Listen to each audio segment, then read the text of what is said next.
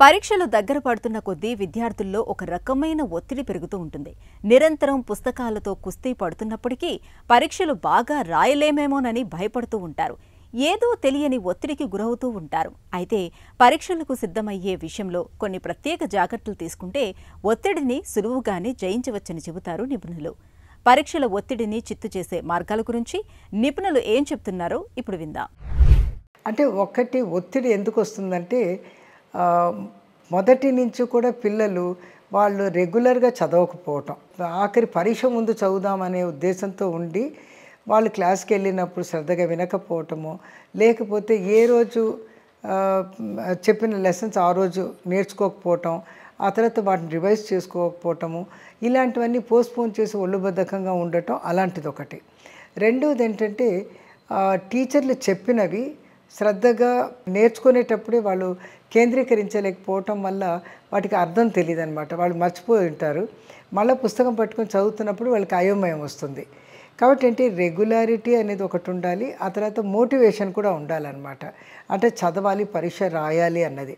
కాబట్టి పిల్లలకి టీచర్లు కానీ తల్లిదండ్రులు కానీ నేర్పించాల్సింది ఏంటంటే, పరీక్షలు అన్నది మొదట క్లాస్ మొదలైనప్పటి నుంచి, సిలబస్ స్టార్ట్ అయినప్పటి నుంచి, క్లాసులో లెసన్స్ మొదలుపెట్టినప్పటి నుంచి పరీక్షకు అప్పటి నుంచే సన్నిధులు కావాలి.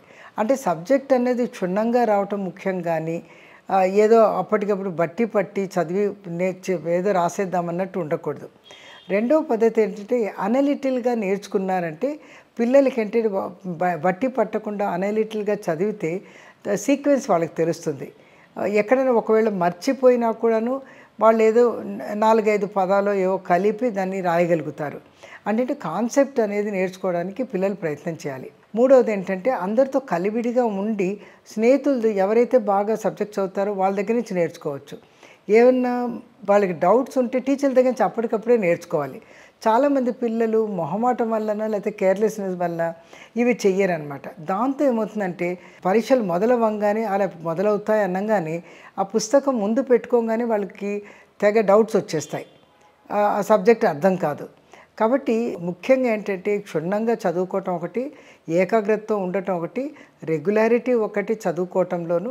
అతను పరీక్షలు అంటే ఏవో పెద్ద భయంకరమైనదిగా ఊహించుకోకుండా అతను ఒకటి తన మీద తన కాన్ఫిడెన్స్ పెట్టుకోవాలి. నేను చేయగలుగుతాను, బోల్డంత టైం ఉంది, నా ప్రయత్నం చేసి ప్రయత్నం ఫెయిల్ అయితే అప్పుడు చూద్దాము. అతను ఇంతకుముందు ఎక్స్పీరియన్స్, అతను తన క్లాస్మేట్స్ కూడా ఇదే విధమైన ఎక్స్పీరియన్సెస్ ఉంటాయి. కాబట్టి నేను ఎవరితో కంపేర్ చేసుకోవాల్సిన అవసరం లేదు.